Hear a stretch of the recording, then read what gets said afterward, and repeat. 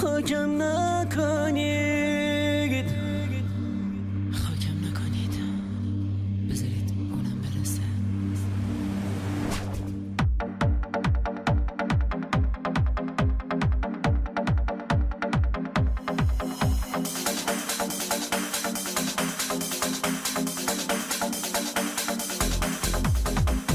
خاکم نکنید، بذارید اونم برسه، بذارید اونو ببینم وقتی به حرفم میرسه.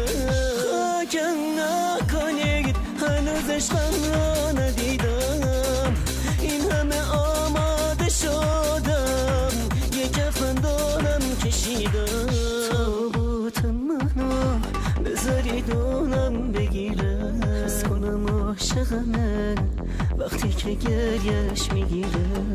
عشقای اونم کی به جای من کنه پا، خدا حافظ عشقم که منو بردم زیر خاک.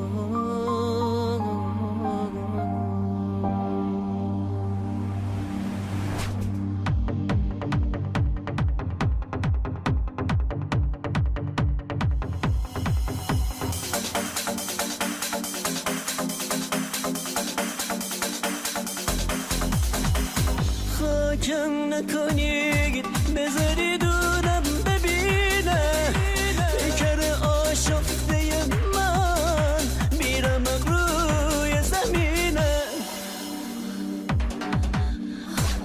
خاکم نکنید، بهش بگید حالا که مردم، تو این جشن خوش و خالی اونو به خدا سپردم، خدا سپردم.